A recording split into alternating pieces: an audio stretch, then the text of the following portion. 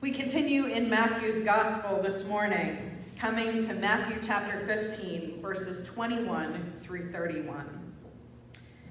Leaving that place, Jesus withdrew to the region of Tyre and Sidon. A Canaanite woman from that vicinity came to him, crying out, "Lord, Son of David, have mercy on me. My daughter is demon-possessed and suffering terribly." Jesus did not answer a word. So his disciples came to him and urged him, "Send her away, for she keeps crying out after us." He answered, "I was only sent to the lost sheep of Israel." The woman came and knelt before him. "Lord, help me," she said. He replied, "It is not right to take the children's bread and toss it to the dogs." "Yes, it is, Lord," she said. "Even the dogs eat the crumbs that fall from their master's table." Then Jesus said to her, "Woman, you have great faith. Your request is granted." And her daughter was healed at that moment. Jesus left there and went along the Sea of Galilee. Then he went up on a mountainside and sat down. Great crowds came to him, bringing the lame, the blind, the crippled, the mute, and many others, and laid them at his feet, and he healed them. The people were amazed when they saw the mute speaking, the crippled made well, the lame walking, and the blind seeing, and they praised the God of Israel. The word of God for the people of God. Thanks be to God. So I'm going to tell you, one of the reasons I love preaching the lectionary is that you come upon passages that are difficult and challenging. This morning is one of those mornings. It's hard to hear Jesus say these words to this woman who is pleading for his help. So my sermon is a little bit different this morning, and I hope that you'll grant me this forbearance. It's actually a dramatized version of this story, and it hopefully gives us an invitation to look at it from a different perspective. And you may not agree with it. I'm not sure that I do either.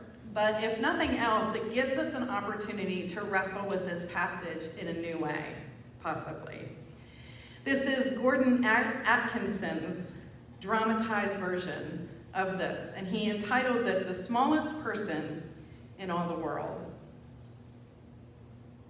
"Jesus, son of Joseph, what would you do if you met the smallest person in the world?"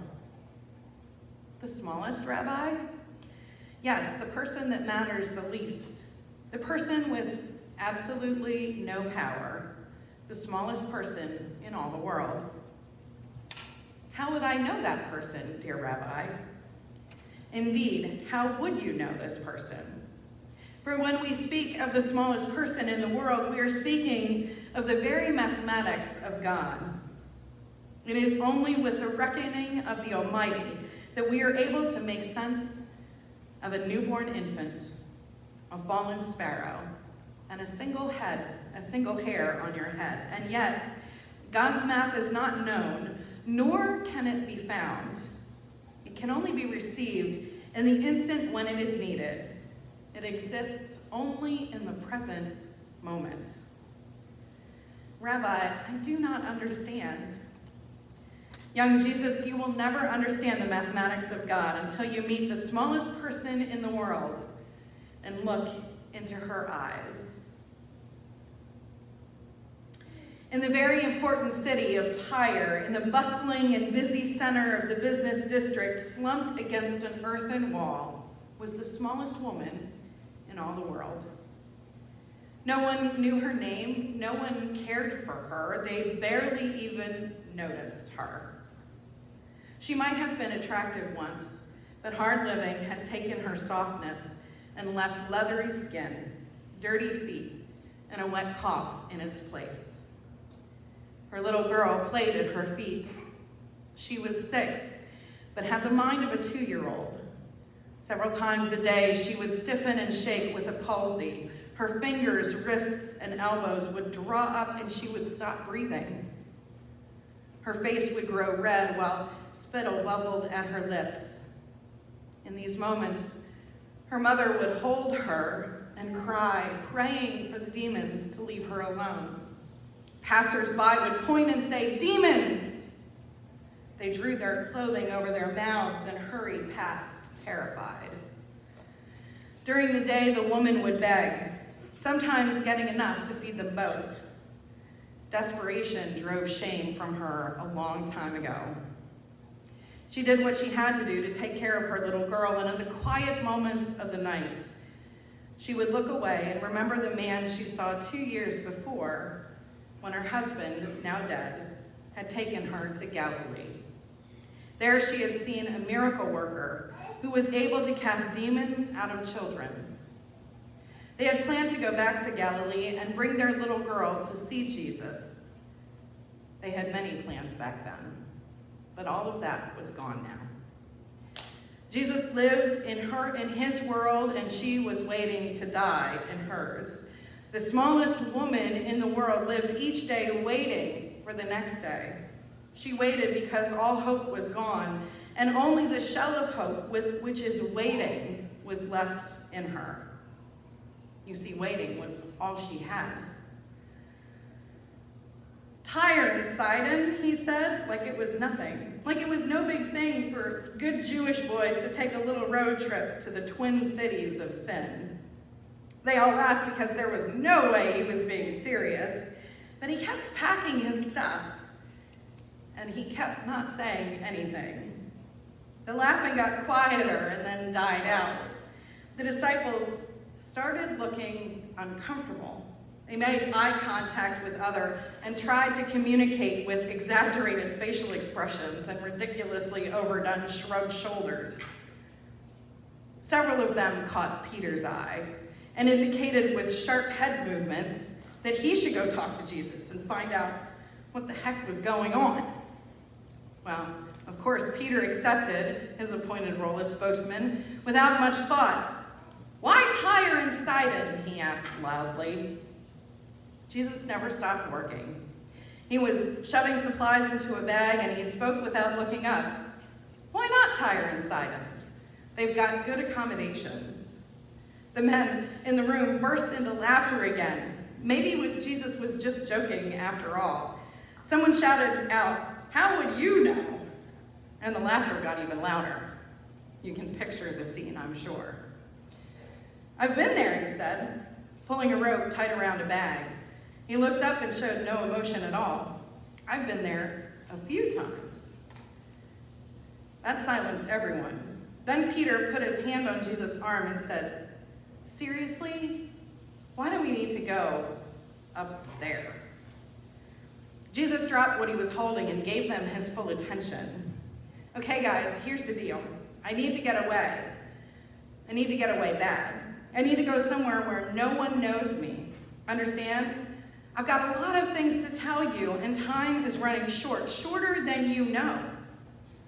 It seems like we just get started talking and someone comes running up wanting me to bless a child or heal their mother-in-law or something. You know how it is.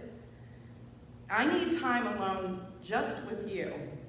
We need to get away and do some serious talking. You don't understand how important our work is, how much is riding on what we do.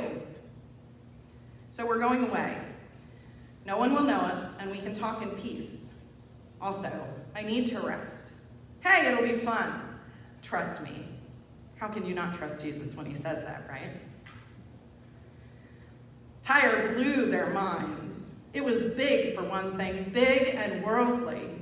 The chaos and confusion of frenetic commerce was everywhere they looked, from the men on the streets to the people barking from behind fruit stands, and there were women on the street corners too, women of the night. Listen now, because this is important. I don't want anyone to know who I am. I do not want to cause a scene. I don't want to teach, preach, or heal anyone. You know how the crowds can get out of hand. Thaddeus spoke up. "Why not, though? These people need to know God's love, right?" Thaddeus was like that, big-hearted. "Yes, Thad, but that is not my calling. I have my instructions. My life is given to the children of our father Israel. It will be for others to bring God's word to the Gentiles." Have you guys considered what might happen if I healed someone here? Can you imagine if a crowd of needy people followed us home? Can you see me coming back to Capernaum with a crowd of unclean, leprous, demon-possessed Gentiles staggering after me? No, it's not their time. Let's use our time here to prepare ourselves for what is to come. Keep your head down and your noses clean. Jesus cut right through the center of town. The streets were very crowded, but he walked with confidence like a man who knew where he was going. The disciples knotted themselves into a little clump and followed right on his heels, safe to be sure. Okay, so there are so many Gentiles, Bartholomew said. He was walking with his wrist crossed in front of his chest, moving his shoulders violently to avoid brushing up against anyone or anything. Do you know how unclean we're going to be? Jesus just laughed. He didn't worry if he brushed up against 100 Gentiles. He was striding through downtown Tyre like it was his own hometown. Loosen up, guys, we'll be fine. There are Jewish people here. The diaspora Jews might be a little scary, but they know how to cook. We'll have soup like your mama makes it tonight. And tomorrow, I know a quiet place where we can talk. Thaddeus heard it first. He was in the back of the group, and he was feeling vulnerable. He was trying to stick close to James and had already stepped on the heel of his sandal twice, pulling it off both times. James was getting a little upset. So Thaddeus was looking down, watching where he put his feet, when he heard the faintest sound over the noise of the crowd. It sounded like a woman's voice from far away. It sounded like she shouted, "Jesus." Thaddeus stopped and turned around. He scanned the street, but all he saw were people moving fast in every direction. "Nah," he said, turning back toward his friends who were moving away from him fast. Then he heard it again, this time louder. "Lord, Jesus, hey, Jesus, Jesus." This time they all heard it. Jesus stopped abruptly and some of the disciples bumped into him. They turned around and looked down the street, trying to find the voice. "Jesus, Lord, Son of David, have mercy on me." All their heads snapped to the right a little, and then they saw her back 30 paces or so across the road. A ragged-looking woman, yelling loudly and waving her hand. She was working against the flow of human traffic, trying to cross the road at an angle to catch up with them. It was hard to tell, but it looked like she was dragging a child behind her. "Keep walking," Jesus said, turning quickly and heading away. She saw them leaving, and her shouts grew louder, more and more frantic. "Jesus, stop! Please come back! Have mercy, Son of David! Oh, please, it's not for me, it's for my baby." People started paying attention, following her gestures. Even a few pointed at Jesus and the disciples, who were obviously trying to get away from her. The streets were becoming aware of them, and it made them feel even more uncomfortable and more vulnerable. Peter worked his way up to Jesus. "Listen, man, you got to do something about this woman. She's starting to make a scene, which is exactly what you said you didn't want. How does she know you anyway? What does she want?" Jesus looked pained. "I know what she wants, but I can't give it to her. We can't do our work here. I'm only called to work among the children of Israel. I have to follow the rules on this one, Peter. I have to. Everything could be at risk." "Hey," said Peter, "you don't have to convince me. I never wanted to come to this godforsaken place anyway." The crowds thinned a bit, and Jesus was able to walk more quickly.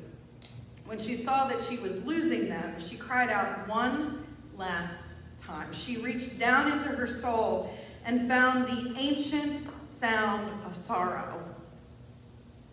The sound is the birthright of every mother, and it carries great power. It cannot be faked or easily ignored. "No, Jesus, stop!" The sound of sorrow was her last move and her only hope. She hurled it at Jesus with all her might. Her voice hit him like a fist in the center of his spine. Jesus halted in his tracks.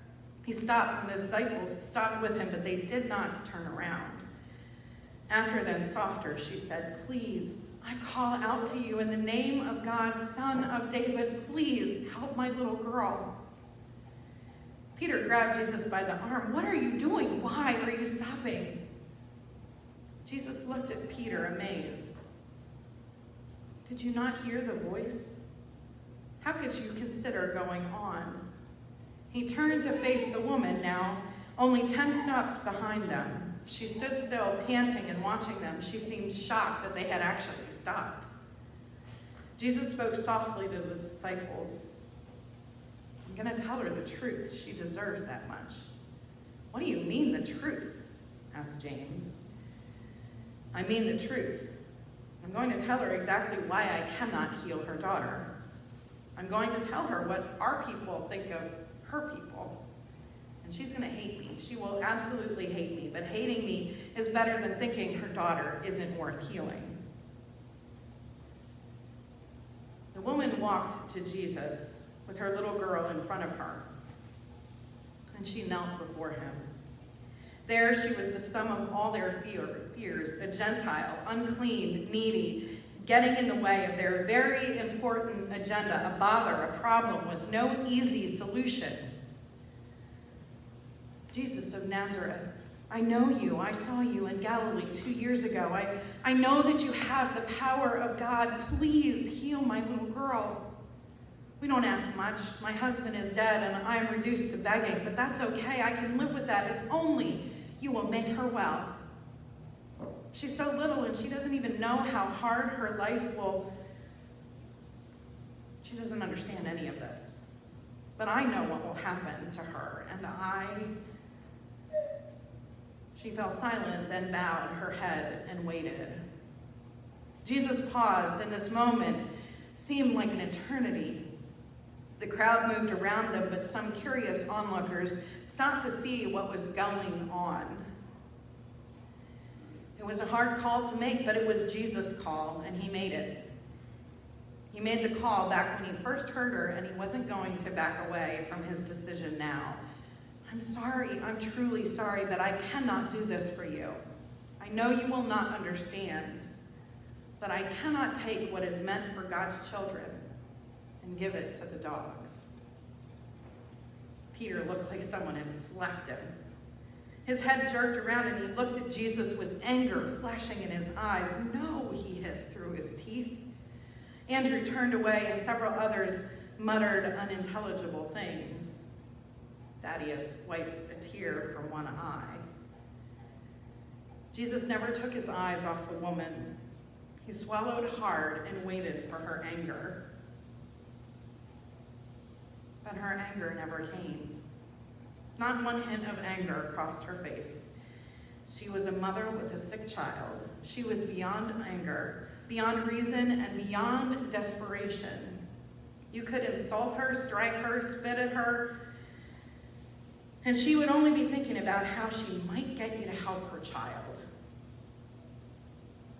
She had reached the place of unselfish love. And that kind of love is the most powerful force in the universe. She did not get angry. She got stronger. She rose to her feet with a dignity that stunned them all, even Jesus. She pulled her chin up with pride and looked right into his eyes. And then she had her say, "I know how you feel about us. I've been to Galilee. That's where I saw you. Galilee of the Gentiles, you call it, but I could tell people despised me even there. You say that you are the chosen people of God. Maybe you are. Maybe compared to you, we seem like dogs. I know life isn't exactly great around here, but let me tell you something. At least we have a few scraps to feed our puppies under the table, you know. We understand compassion, and maybe compassion is something we could teach you about. There you stand, an important rabbi with a powerful history, but you don't even have scraps for someone like me. I think maybe you should ask yourself just what it means to be God's chosen people." Jesus was stunned by her words, and then wonder flooded his face. He bent closer and looked deep into her eyes.